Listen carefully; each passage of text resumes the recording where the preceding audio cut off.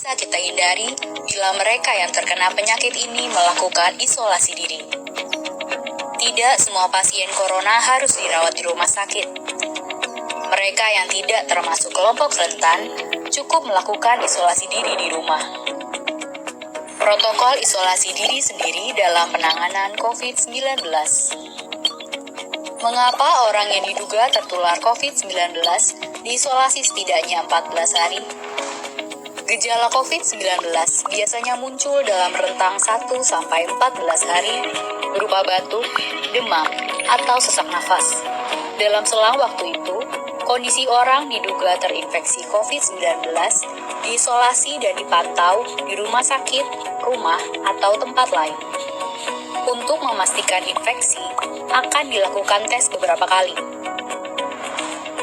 Apabila Anda bukan kelompok rentan seperti lansia atau memiliki penyakit kronis lain seperti diabetes, jantung, kanker, penyakit paru kronik, AIDS, penyakit autoimun, dan sejenisnya, maka Anda dapat secara sukarela atau berdasarkan rekomendasi petugas kesehatan melakukan isolasi mandiri. Apakah isolasi mandiri itu? Isolasi mandiri adalah upaya mencegah penyebaran COVID-19 dengan berdiam diri di rumah sambil memantau kondisi diri kita, seraya tetap menjaga jarak aman dari orang sekitar atau keluarga. Siapa yang perlu melakukan isolasi mandiri? Siapapun yang memiliki gejala sakit seperti demam, batuk atau pilek, nyeri tenggorokan, atau gejala penyakit pernafasan lainnya, atau termasuk dalam kelompok orang dalam pemantauan atau ODP, yaitu orang yang pernah berkontak erat dengan pasien positif COVID-19 dan atau orang dengan riwayat perjalanan dari negara atau transmisi lokal COVID-19. Berapa lama waktu isolasi diri? Setidaknya selama 14 hari sampai hasil pemeriksaan sampel di laboratorium diketahui. Apa yang perlu dilakukan saat isolasi mandiri?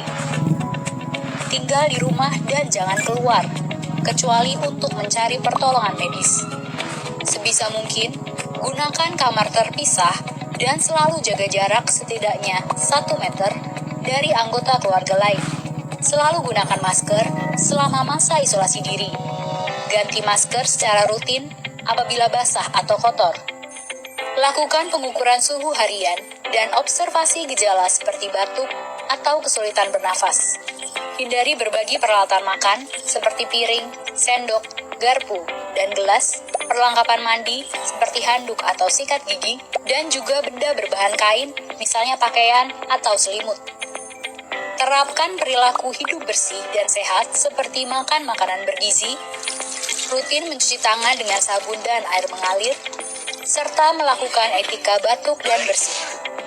Upayakan berada di ruang terbuka dan berjemur sinar matahari setiap pagi. Jaga kebersihan rumah dengan cairan disinfektan, terutama untuk area atau permukaan yang sering tersentuh tangan. Hubungi segera fasilitas layanan kesehatan bila sakit memburuk, seperti mengalami sesak nafas. Apa yang tidak boleh dilakukan saat isolasi mandiri? Tidak boleh keluar rumah, termasuk untuk bekerja, apalagi ke ruang publik. Bila sangat terpaksa harus keluar, gunakan masker dan hindari transportasi publik atau tempat ramai. Tidak boleh berbagi alat makan, mandi, dan pakaian bersama anggota keluarga lainnya. Cuci peralatan makan dan pakaian secara mandiri, terpisah dari anggota keluarga lain. Bila harus berbagi kamar mandi atau mesin cuci pakaian, maka bersihkan dengan desinfektan setelah dipakai. Bagaimana menjaga pertahanan tubuh selama masa isolasi mandiri?